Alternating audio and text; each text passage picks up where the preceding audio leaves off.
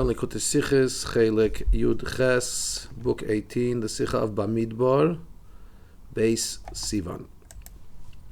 It's known that always Bamidbar is read before Shavuos. This is the Rabbi quoting from the Torah, the Shulchan Aruch, similarly in the Rambam, that always the portion of Bamidbar is read before Shavuos. Since every parsha has a connection to the time in which it's read, so we understand that the connection of Parshas Bamidbar to Shavuos is mainly in the concept of the preparation for Shavuos. Because when it comes to Parshas Nosei is usually read after Shavuos. Sometimes it's read before Shavuos, but more often it's read after Shavuos. And therefore, it has more to do with what took place on Shavuos already, in other words, the giving of the Torah. Whereas Bamidbar, that's always read before Shavuos, has more to do with, is connected with the preparations for receiving the Torah. And in this year, the year that this Sikha was written and said, in this year, says the Rebbe, it has even more application because Parshas Bamidbar is on the 2nd of Sivan, which is the day when, to quote, first the Rebbe quotes the Magen Avraham, that's the day that that's the day, the 2nd of Sivan, Hashem said to consecrate them, to make them holy, to receive the Torah. Or as the Alter Rebbe says in his Shulchan Aruch, describing this day, Beis Sivan, Hischil Moshe. Moshe began to deal with them regarding receiving the Torah. And since every year on Chag Shavuos is the time of the giving of the Torah, says the Rebbe, besides the fact that every day Nosan HaTorah, we always say the bracha of the giving of the Torah, not Nosan HaTorah, Hashem gave the Torah, but Nosan HaTorah, Hashem is giving the Torah. Especially when it comes to Shavuos, it's the one time a year where that becomes reenacted. So that Memela, as the Alter Rebbe says, and there's an addition to the giving of the Torah every year. In other words, there's always a higher level. As the Rebbe quotes in Ha'ara 12, to what the Alter Rebbe says about Rosh Hashanah, that every year the light that comes down for the year on Rosh Hashanah is higher than the one before. It's a new light that never was. From Hashem, when something comes in a renewed way, it's new, it's special. So therefore, we have to again renew ourselves and speak about the receiving of the Torah on Shavuos. And we need to prepare every year. In other words, the same way that before the Bnei Yisrael got the Torah in the first time in the desert, we are again receiving the Torah on Shavuos. So that renewal requires also the preparation, just like it was the preparation, that there was preparation before the first time receiving the Torah. And as it's also mudgish, it's also emphasized in halacha, that for this reason, because there's the preparatory steps to receiving the Torah, we don't say Tachnun already from Rosh Chodesh. I mean, it's not a Yom Tov. The Yom Tov was given the Torah Shavuos. What happened back then when the Torah was given? It was the preparation. But we also reenact that preparation. We don't say Tachnun. In other words, we see it applies also now. I made a bracha before. Base. In order to understand the connection of Parshas Bamidbar to the beginning of the preparation of Matan Torah on the 2nd of Sivan, first we have to preface the explanation in this halacha. As we said, Alter Rebbe speaks about this in the laws of Shavuos. And the Alter Rebbe writes as following: it's the custom in these countries. These countries means Ashkenazic countries. This is not to fast and not to say Tachnun from Reish Chodesh until the 8th of Sivan, v'ad bichlal inclusive of the 8th. Why? Because Mijad Achar Reish Chodesh, first of all, Reish Chodesh, of course, we don't say Tachnun. Right after Reish Chodesh, Hischil Moshe lis'asik imoim be'inyan Kabbalas HaTorah, Moshe Rabbeinu started to engage with the Bnei Yisrael regarding receiving the Torah. And then the Alter Rebbe lists what took place. B'Sheni, b'Shabbos on Monday, was Rosh Chodesh. B'Shlishi, b'Shabbos on Tuesday, Amar Lehem v'atem tiyum mamleches kehanim, Tuesday being the 2nd of Sivan. Hashem told them, you will be from me a nation of koyanim. We'll soon discuss at length what that means. B'Revi, on Wednesday, which is the 3rd of Sivan, Amar Lehem mitzvah sagbala, he said to Moshe, tell the Bnei Yisrael to cordon off to fence off the mountain. Be careful not to go up on the mountain. On Thursday, the 4th of Sivan, he told them about separation. They should separate from their wives today and tomorrow, to be prepared for the third day. So that was on Thursday. Today, Thursday, tomorrow, Friday, 5th of Sivan. Shabbos, 6th of Sivan, the way we keep it, Shu Shabbos Shabbai Nitna Torah, that's Shabbos where the Torah was given. Without going into the discussion what the date was, but simply the way we keep it, the Shabbos was the 6th of Sivan, that was the 7th day of the week, was the 6th of Sivan, and that's the way it took place. So everything started on Monday, Rosh Chodesh, and then Tuesday, and so on. We have to understand. First of all, why does the Alter Rebbe bring that the proof that Moshe Rabbeinu started to deal with them regarding the Kabbalah Torah? Why does he bring it from the pasuk V'atem tiyu mamlechas kenim? You should be for me a kingdom of kenim. Really, there's many things that were said on that Tuesday, the 2nd of Sivan. There was psukim even before the pasuk the Alter Rebbe brings, which is Kaisemel Beis Yaakov. Hashem told Moshe, so you should speak to the house of Yaakov. Atem re'isem, you saw what Hashem did. Now you should receive the Torah. It doesn't start from that introduction. Even if you want to say that that the Alter Rebbe doesn't want to talk about what Hashem was speaking to Moshe about the past. That's about the past. You saw what took place in Egypt and the miracles and so on. But also there are psukim before the pasuk he does bring that speak about now and future. It says, for example, V'yisem li segulam kol ha'am, you will be a special nation from me from all the nations, keli kol ha'aretz, because the whole land is mine. Hashem says that before he says, V'atem tiyu mamlechas kenim, you will be for me a nation of kenim. So why doesn't he start from the first psukim that speak about, that was said on that day about the specialty of Bnei Yisrael? Based more than that. In the Pshat, when we say V'atem tiyu mamlechas kenim, so there's two explanations. There's two. Remember, we're talking here Pashtonim. Those that explain the Torah in a simple way, we have two ways of going. The Ramban, he says, "V'tiyu." What does it mean? Tiyu mamlechas kenim, be a nation of kenim. Mamleches mishoresai, a nation of those that serve me.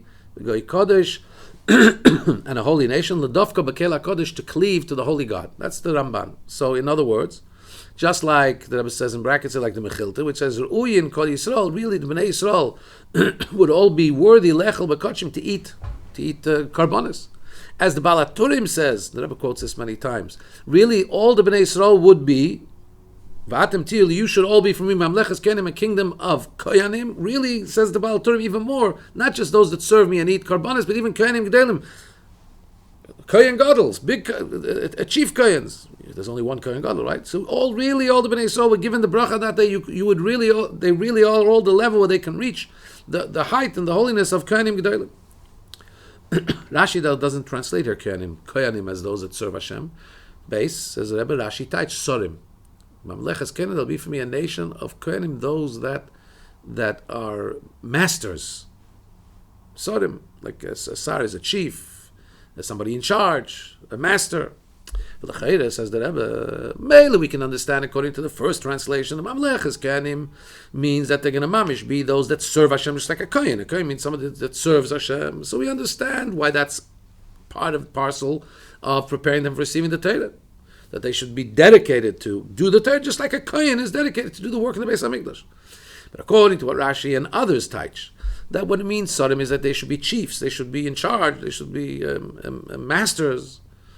So what connections does that have to do with Kabbalah and with receiving and engaging in the Torah? That sounds like it's a position of, they should have a position of prominence. Where does that say that they'll be serving Hashem by doing Torah? 3, another question. After it says Mamlechas Kohanim, a kingdom of Kohanim, it says V'goy Kodesh, and a holy nation. The Alter Rebbe, first of all, doesn't bring those words, but he does bring the words in some way, because he says V'goymer. Where it says V'goymer, it means, and you should look at the continuation of the pasuk. It's also relevant. It's not relevant enough for me to actually quote it, but it's relevant to quote it in an etc., so to speak, but which doesn't just mean, it means go look there. There is a continuation which is relevant here on some level. Continues the Rebbe in Ois Gimel. We can say the explanation of all this, but first let's preface something else. The Chervia it's not understood. Why does Rashi not learn the word Kohanim just like it means everywhere else? Kohanim, you know what a Kohen is. Are you a Kohen? Kohen means somebody who serves for Hashem. Especially that in the previous parsha, Rashi already said, wherever it says Kohen, it means somebody who's designated to serve Hashem. Even in this Pirush here, where he says it's Sorim, it's those that are chiefs, that Hashem is designated Bnei Yisrael to be in charge, to be masters, Sar. He brings it's obviously a Chiddush here, because he has to bring a Raya, he brings a proof from a Pasuk that it doesn't always mean those that serve Hashem, that it could also mean that they were people of stature, masters. As it says in the Pasuk in Navi, Bnei David, the sons of David, Koyanim were Koyanim. They weren't Koyanim in the literal sense of being a Kohen. The Koyanim, they were masters, prominent. Yeah. So what's the answer? And here, interestingly, in Ara 34, Rabbi gives also an answer. But let's first say this answer, then go back to this Ara 34, which I think is I'd like to also say here.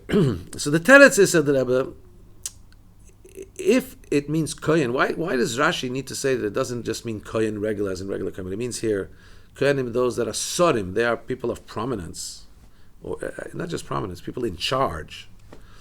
I'm sorry, I'm not finding a good word for sar. Sar is a chief. Sar is somebody who's in charge. In Israel, for example, in the government, the one in charge of the minister of the treasurer is called Sar HaOtzar. He's in charge of the treasury. Sar. So the answer is, if it would mean just here koyanim regular, just like a kohen, we wouldn't understand what is the pasuk then saying. There should be a kingdom of koyanim and then a holy nation. The whole point of being a kohen is to be holy, is to serve Hashem in holiness. The whole point of a kohen is that as it says about Aaron, Vayavdel Aaron lakdishay, Hashem separated Aaron to make him separate and holy, him and his children. The whole concept of kohenim is to be separate from mundaneness and be dedicated to Hashem. So the fact that the pasuk adds "and a holy nation" means that the first thing the pasuk was saying was not about a holiness in particular. So that's why Rashi says it means it's talking about their prominence itself, not their kohenim as in the regular sense of kohenim, they're serving Hashem. But Sorim, they're people of prominence, they are in charge, they are the ones in charge. So now, according to this, we'll understand. And let's just go back to 34, what the Rebbe says, and simply speaking, we could also say, why doesn't Rashi learn kohenim to mean literally kohenim? First of all, star at the bottom of this of the page is because maybe kohen is only in Pshutei Shel Mikra, when you talk in the simple meaning of the pasuk, kohen means the one who serves in Beis Hamikdash. And here, this is not what Bnei Yisrael, the status Bnei Yisrael were being given, right? Here they're being told they have to be, even the Ramban that learns that they're servants of God, just like kohenim, but it's about generally doing Torah mitzvahs, not about being the kohenim in the Beis Hamikdash. So according to Pshutei Shel Mikra, first of all, says the Rebbe, could be that to taichet kohenim, that you're all going to be kohenim, doesn't fit in the simple reading the way Rashi learns Pshutei Shel Mikra. Also, back to the Ha'ara, it already said previously, before it says you will be a Mamleches Kohenim, a kingdom of Kohenim, it says now, if in other words, in the Psukim earlier it says if you listen to my voice and you keep my covenant, and then it says and you will be for me a Mamleches Kohenim. It sounds like that's a new thing. That sounds like already, if you listen to the mitzvahs, now you know what your reward will be. Or you know what your virtue, your status will become. You'll be a nation of kohenim. It doesn't sound in Pshutei Shel Mikra, Rashi, when he reads the psukim, doesn't sound that this is an instruction. Now you should be for me a nation that serves me. It says, the psukim already said earlier, if you listen to me, you will be for me a nation of kohenim. So Rashi taiches sorim. Okay, so we've explained why Rashi doesn't learn a kohen literally, but what we have from this is that there's three things here. First of all, there's the way the pasuk says, you should be for me a special segula, a special treasure from all the nations. That's the status of the Bnei Yisrael. They're oitzer chaviv, a beloved a treasure for Hashem, separate from all other nations. Then the pasuk says, not just are you a separate and special nation, you're also sorim, you are chiefs, you are in charge of everything that goes on in your surroundings. And then is another addition, the third one, V'goy Kodesh, and a holy nation. That Yidden are also totally separate and exalted, uplifted from all mundane things, from everything around them. They're a Goy Kodesh, they're a holy nation to Hashem, just like Koyanim literally. So again we have, you will be for me a Segula, you're a special people, separate from everybody else. You are also in charge of your whole surroundings, you're Sorim, and you're even uplifted and removed from your whole surroundings, you're a holy nation. So these three things, Daled, in Pnimius and Avodas Hashem.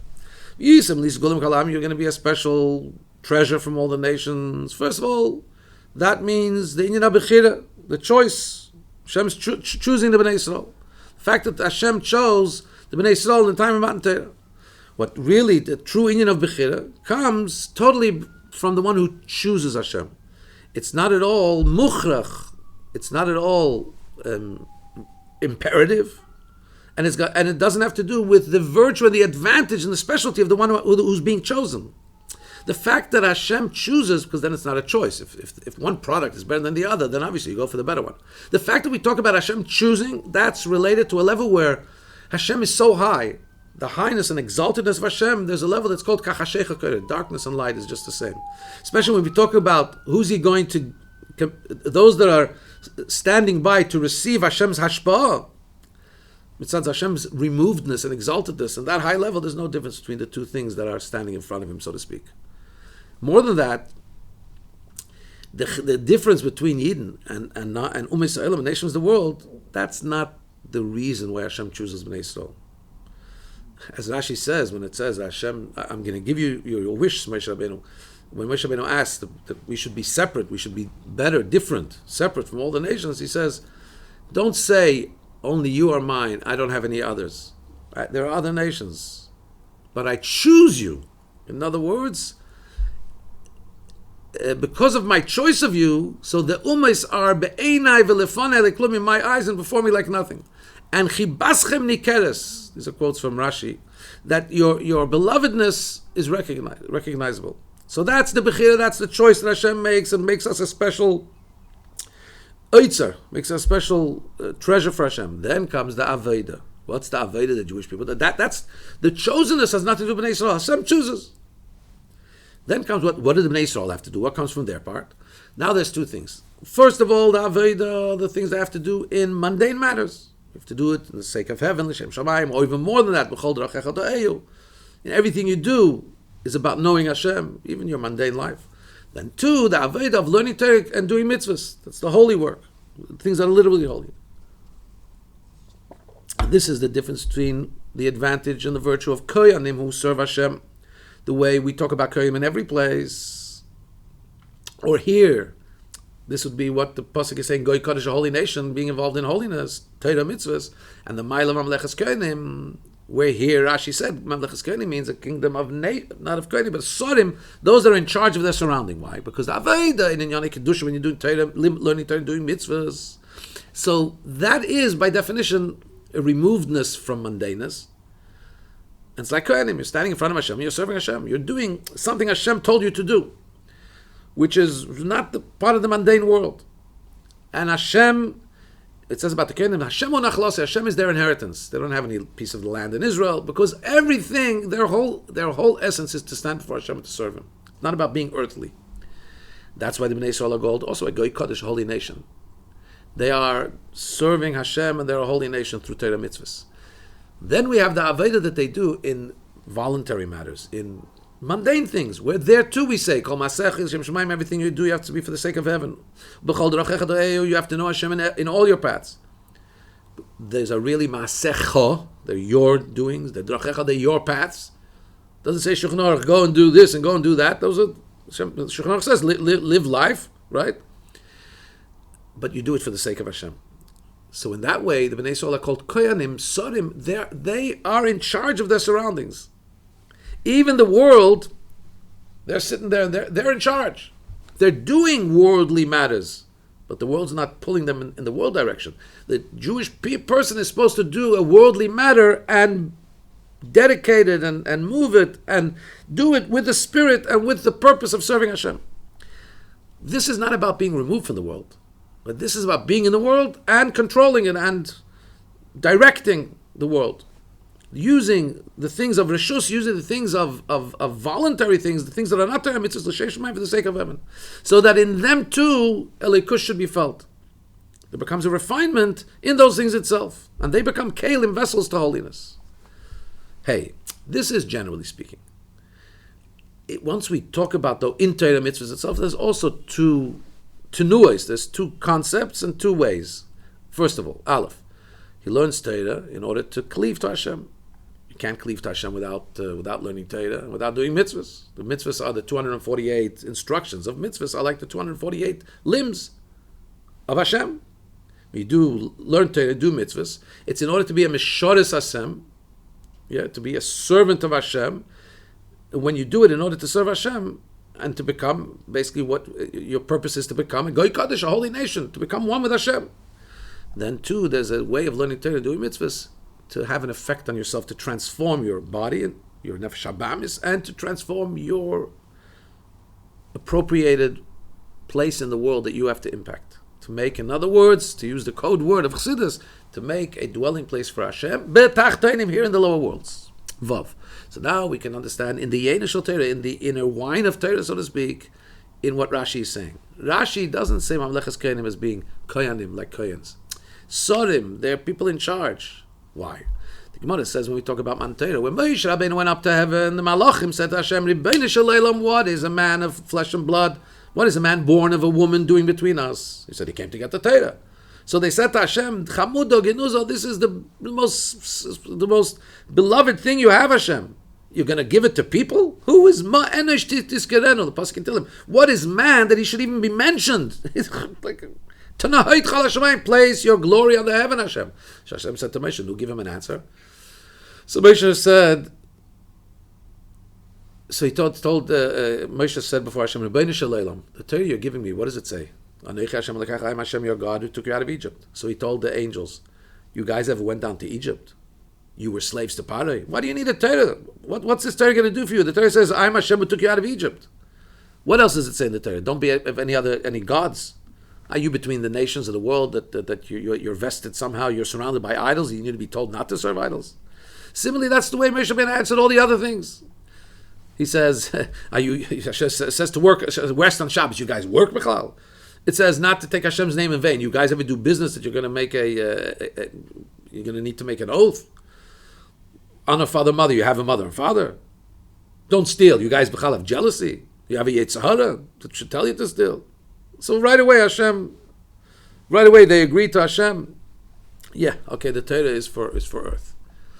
From this we understand that what's the purpose of giving the Torah? It's not just so the Yidden should be exalted and removed from things of earthly matters, like described there, work and business. Malachim also have the removedness from world. Angels also have that. But actually, they have a much more exaltedness from the world, much more than it could be by the Yidden down below. But mainly, what the Yidden have is the Torah is given that down here, and when you have to do with all the nations of the world and all the matters of the world, and you have a Yetzer Hara, then you should be Sorim, you should be in charge of your environment. A Yid should be in control of what's going on around him. He should, first of all, be control over himself. He should lord over and be a master over his own negative inclinations, Yetzer Hara, and his own leanings, and also in the world around. He's a sar. He's a, so to speak, a sar. He's in charge, and he's the ruler on his Yetzer Hara. He's a ruler with all the things of the world around him. They should become refined and become permeated with godliness. That's the Avodah. Everything you do should be for the sake of Hashem. And that's really, generally speaking, that's the advantage and achievement of the giving of the Torah. And that's the advantage of learning Torah and doing mitzvahs, which happens after Matan Torah, which didn't happen before Matan Torah. I mean, the Avis also kept all the whole Torah. Why did we have to get the Torah? Avraham, Yitzchak, Yaakov kept the whole Torah before it was given. No, but the functioning of the Torah mitzvahs, the observation of Torah mitzvahs, the way it was by our forefathers, was not to create a change in the world. It was their fulfillment of Torah mitzvahs was to make their connection to Hashem a complete one. As it says, Ha'avis, that our forefathers, Hein Hamarkava, they were like chariots of Hashem. And as it says in Tanya, that all of their limbs were totally holy and separate from matters of mundaneness, and they were one thing. Their whole physicality was just to express Hashem's oneness. But that was to be separated from the world, to be just one with Hashem. That's why also, what did they do in life? They were shepherds, be separated from the world. Matan Torah is about being in charge, being in the world and directing the world and elevating the world, creating a dwelling for Hashem, Zion. And that's why Rashi learns that when Hashem's speaking to the Bnei Yisrael about the Avodah, what are the Yidden supposed to do related to Matan Torah? So first comes Sorim and then Goy Kodesh. First, he says you have to be in charge of the world, and then you reach the level of being elevated from the world. That's what we'll also understand, because first you have to, the main advantage of Torah is the change it makes in the world. It's given to us sitting here in the world. What happens through that is you become also elevated and holy, higher than the world. That's also understood what Alter Rebbe says in the Shulchan Aruch. He says, right after Ish Chedesh Moshe Rabbeinu started to speak to the Bnei Yisrael about Kabbalah, about receiving the Torah. So he brings that on Tuesday, the 2nd of Sivan, he said, you shall be for me a nation of Kohanim. He doesn't say in a holy nation. He just says V'goyim, etc. To emphasize that the instruction, you should be Mamleches Kohanim, a nation of Kohanim, in other words, in charge, that's a separate level in Aveda. And the next level, Goy Kodesh, a holy nation, that's something else. It's a continuation, and it's the consummation. It's the next step. Once you rule over your environment by doing Torah mitzvahs here in this world, the Yid becomes Kodesh and becomes higher than the world. And that's the main thing of Kabbalah Torah. The second stage is V'goymer. It's not spoken about. The Alter Rebbe doesn't bring down those words, because the main intention for getting the Torah, and that's why the first instruction that Moshe gives, where's his Moshe? Where do we see that Moshe Rabbeinu starts dealing with Yisrael about receiving the Torah? Is where he says, "V'atem tilim mamleches kohanim." You should be for me a nation of kohanim. In other words, the point is, you should be for me a nation of kohanim. Again, Sarim, in charge of what's going on in your mundane surroundings. That's where Torah's greatness, and that's where the intention of Torah to make a dwelling place for Hashem is expressed. And the next level is V'goyim, and etc. They become a holy nation. Once you do the Avodah Mamleches Kohanim, you deal with yourself, you're a master of yourself, you're a master of the surroundings, making everything elevated and dedicated to Hashem, then you become a holy nation, exalted from the world. Ches, according to this, we can understand the connection of Beis Sivan to Parshas Bamidbar. What is the content of the Parshas Bamidbar? It's counting. Actually, the whole book of Bamidbar is called Chumash HaPekudim, the Chumash where the Jews are counted. In our parsha, there's 3 countings actually. The beginning of the parsha, we speak about counting all the Bnei Yisrael, exception of the Leviim. It says, don't count the Leviim, don't count them amongst the Bnei Yisrael. Then we say, the Leviim are counted, they're counted themselves. From 1 month, not like the Bnei Yisrael from 20 years, from 1 month old. And then the continuation, the end of the parsha, there's the beginning of the count, there's the counting of the Bnei Kahos. The Kahos, they're counted from 30 years up. In the sense, you count the ones that are able to, this is not just to count how many there are, this is the ones, Kahos is being counted now separately to find out how many are able to participate in carrying the Holy of Holies. So we could say that these things, they were the ones that carried the Oren, for example.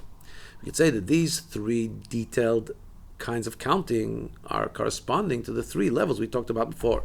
The level of V'yisam Li'Skula, where Hashem chooses the Bnei Yisrael to be a special treasure from all the nations, the Bechira of the Bnei Yisrael from the nations. And the second level, you shall be from Mamleches Kohanim and be in charge of your surroundings. And the third level, Goy Kodesh, exalted from holy and exalted. Test, the explanation. Shalah says that through the fact that the Yidden were counted, they became a Dovish of a minion, something that's so important and prestigious that it's sold by unit. It's counted by unit. It's related to by unit. Don't say, give me a pound of seeds. Each one is separate. What happens when something is dealt with by unit? When it's something that's sold and related to by unit, it can't become bottle. When it falls into a bigger mixture, it can't become bottle. Because each unit has a specialty.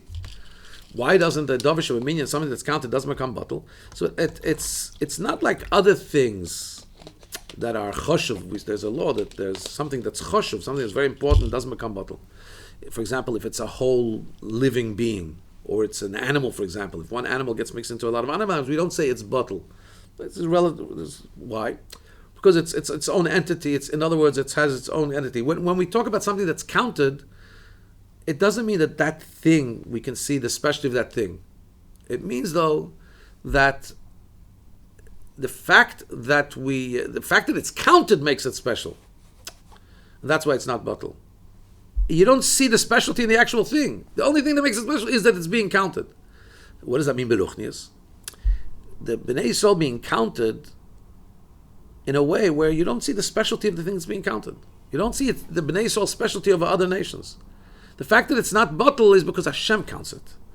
This is the first level. The fact that Hashem chooses the Bnei Yisrael, to make them a segula mikol ha'amim, to make them a special thing. Even the li kol ha'aretz, Hashem says, the whole land is mine. The Rebbe is being medayik in this pasuk. V'yisim li skuli should be for me a special treasure. Mikol ha'amim, says the pasuk, from all the nations. Ki li kol ha'aretz, because the whole land is mine. Says the Rebbe, even though the li kol ha'aretz, the whole land is mine, and therefore there are other options. From this level of Hashem's exaltedness, there are other nations, Bnei Yisrael and other nations. From this fact, Hashem says, nonetheless, Hashem says the Jewish people is separate, is special because Hashem chooses. And then because Hashem chooses, just like something that's counted, they don't become bottle. Even though there's 70 nations to one Bnei Yisrael. That becomes expressed through the fact that the Bnei Yisrael are counted. In other words, through the fact that Hashem counts Bnei Yisrael, this expresses the chosenness, that the belovedness becomes recognized. Just like something that's counted doesn't become bottle. Just like Rashi says, why the Bnei Yisrael being counted? Because of the belovedness, Hashem counts them. When something is beloved, you count it. Or as it says in the beginning of Shema Yisrael, says the reason the Torah tells us about the Bnei Yisrael being counted, and the reason Hashem counts the Bnei Yisrael, to let it be known about their belovedness. So that's the first level. The fact that they're counted, Bamidbar, the general count, speaks about the fact that Hashem chooses the Bnei Yisrael. V'yisam li segula, the first level of the three. Yud. Now, in continuation to that, the pasuk says, but don't count Levi. Why? Because their counting here is not just about being not bottle, and then they could have been part of the regular count. No. It's about giving them a count of Bnei Levi. I want you to count them because you have to give them an appointment. Hafkedis alavim, says Rashi, is loshen minoi serora. Count the Levim to appoint them, to give them a job. That's a different gather. The fact that they counted the Bnei Levi from 1 month on is because at that stage, from 1 month, it takes 1 month till it's known that the child has survived the initial trauma of birth, and it's not called stillborn or something. So after a month, he has to be counted. Why? And to use the language of Rashi, the way he explains this, is counted to be called this guardian of the holy guardianship. In other words, somebody who's there to do the holy work. Just like to do the holy work, that's like the second level we're talking about. You should be for me a nation of those in charge, to take charge of those things around you. In addition to the fact that, of course, they have the maila, they have the virtue of the Bnei Yisrael in general, that they're not bottled, that they're chosen, they're segula. In addition to that, the next level is that they're also given a job to be a shemrim, to be those that guard and preserve the holy work. And then you have the minion of the kahas, the individual counting of the children of Levi, of the by family, kahas, gershon, and merari, from 30 years on. But here we're already talking about the work they're going to do in the Oil Moed, in Hashem's tent of meeting. In our parsha, though, the counting of kahos is spoken about, not about all the various jobs of Beis Hamikdash. Our parsha just speaks about the individual counting of kahos. The next parsha, Nosei, goes on to the other ones. What's the aved of kahos? Counting, doing the aved, carrying the things of kodesh hakadoshim, holy of holies. That counting is not part of the regular counting of the appointment of the Leviim. Because the appointment of Shema Mishmeres HaKodesh, that's the general portion of the Levim to be in charge of what goes on in the Beis Hamikdash. Here we're talking about the special work that goes on, the Melach in El Moed. And when we talk about the Aved and the El Moed, the ones that count to 30 onwards, the specialty ones are Kahas. They're the holiest of them. And that's like the third level we talk about Goy Kodesh, the holy nation. In other words, so, and what we talk about in this parsha, therefore, is the counting of kahas in order to do the Avodas HaKodesh, a special holy work of carrying the Aron, the holiest of all. Yeshlema, says the Rebbe, that this is why Kohanim come from kahas. The whole Shevet Levi doesn't become Kohanim. Who becomes Kohanim? The descendants of kahas. Aaron HaKohen comes from Kahas and his children, because they are Kodesh HaKadoshim. So according to this, we understand like this, Yud Aleph. Just like we spoke before, that the main Achonet Matan Torah is to be Mamlechas Kohanim, that Hashem gives the Bnei Yisrael the power to be Sorim, to be in charge of their surroundings, to make the surroundings different, make it a dwelling for Hashem. Similarly, we see that the specialty of Parshas Bamidbar is also, of all the counting, we said the counting of Bnei Yisrael, the counting of general Bnei Levi, and the counting of Gahos, the most emphasized, the most biggest chiddush in Bamidbar is the counting of the general tribe of Levi. Why? Counting Bnei Yisrael in general, it's not something that just happened in our Seder. We had it before. Right away when they left Egypt, it says they counted them. And the Rashi says, Hashem counting them all